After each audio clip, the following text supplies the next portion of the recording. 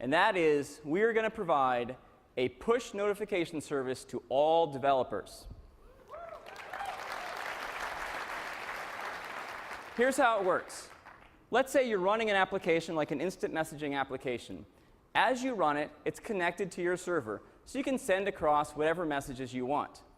But when the user quits the application, there's no longer this connection to the server. That is where the push notification service comes in. We will maintain a persistent IP connection right to the phone.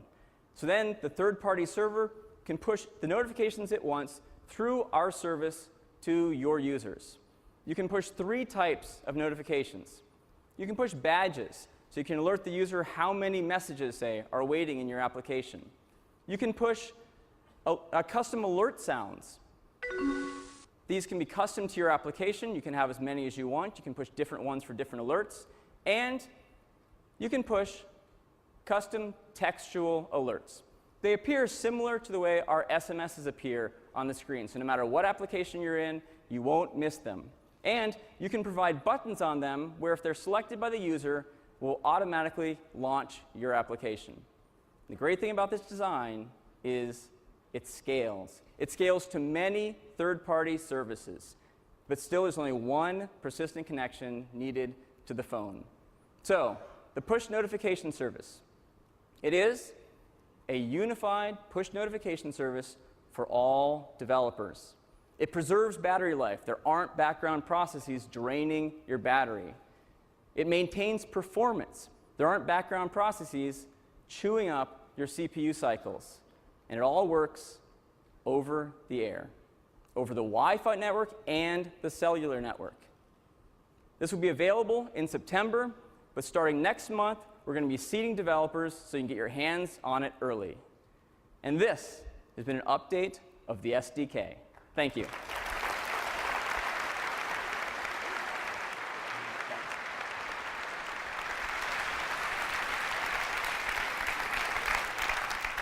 Isn't that fantastic? This is going to be great.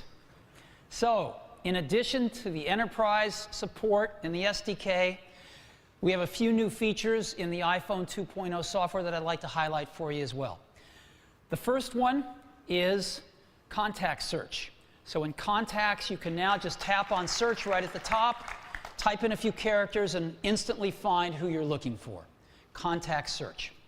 The second is we've added full iWork document support. So you can now view iWork documents in iPhone, pages, numbers, and of course, Keynote. Great way to look at your iWork documents on the go. And we've completed the support of Microsoft Office documents too, right on the iPhone. We've had Word, and we've had Excel, and now we have PowerPoint too. So it's super easy to download these documents as attachments and look at them right on your iPhone. We've also added bulk delete and move. So you can now pick a bunch of messages to delete them all at once, or move them all to a folder at once. It's rather handy. And the ability to save images you might get in an email right to your photo library. Just tap on them and save them to your library. The calculator, we got some requests for a scientific calculator. So you just turn the calculator into landscape mode, and it turns into a scientific calculator.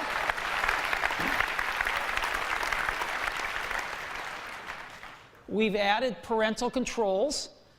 Some teenagers might not like this, but that's the way it's going to have to be. And so you can turn off explicit content. You can say no more YouTube this month. No more buying stuff from the iTunes Store or the App Store. And really importantly, we've added a tremendous amount of language support. So in addition to English, we've added many, many languages around the world. And some of the ones that we're most excited about, the Asian languages, we've added 2 forms of entry for Japanese and 2 forms of entry for Chinese, both simplified and traditional, including one where you actually draw the character with your finger. We have very sophisticated character recognition. So we're going to be supporting all of these languages on the iPhone, and you can switch between them on the fly. So it's pretty cool. It's one of the great advantages of not having a bunch of plastic keys for your keyboard. So these are some of the new features that we've got in the iPhone SDK, and together with the enterprise support and the SDK, we think the iPhone 2.0 software is going to be phenomenal, and again, raise us to a whole new level. iPhone 2.0 software, we're going to release it in early July.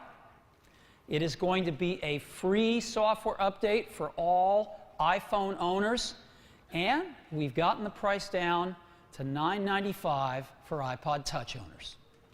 So, we're very, very excited about this. Now, one of the other aspects I'd like to talk about, which is intimately linked to this, of course, is we're going to have all these great apps, and how do we distribute them? We unveiled the App Store in March. It's phenomenal. It's going to be on every iPhone. It's a way for developers to reach every single user. And users can pick their apps and wirelessly download them right onto their phone. Automatically install them. It works seamlessly. And for those apps that you've bought, when there's an update, it will automatically tell you when there's an update, and you can download the update wirelessly as well. For developers, they set the price of their apps. They keep 70% of the revenues. We don't charge them any fees for credit cards or hosting or anything else. We fair play their apps so that they're secure, and if they want to give them away for free, there's no charge to them whatsoever. So we think the App Store is going to be phenomenal for developers. Now, we've enlarged the scope of the App Store from the 22 countries it was going to be in. It's now going to be in 62 countries, where you're going to be able to access the App Store right on your iPhone. So almost anywhere in the world where there's an iPhone, you're going to be able to reach customers right on their phones. If your app is 10 megabytes or less, the user can download it over the cellular network, Wi-Fi, or iTunes. If your app is over 10 megabytes, they can download it on Wi-Fi or iTunes. So that's the App Store. We think there's never been anything like it to get apps from developers to users. But we got some other feedback that enterprises would like another way to distribute apps. They'd like to distribute them themselves just for their phones, so that they couldn't run on anyone else's phones.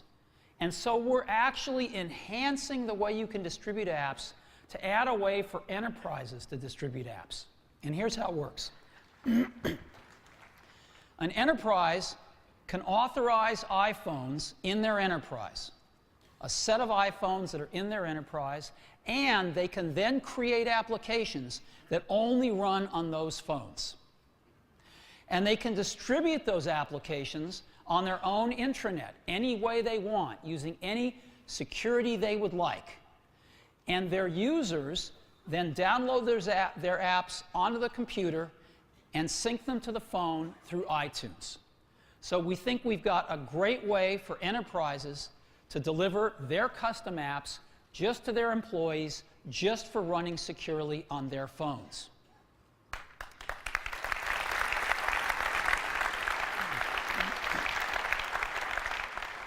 But we're adding a third way to distribute apps. We call it ad hoc. Imagine if you're a university professor and you're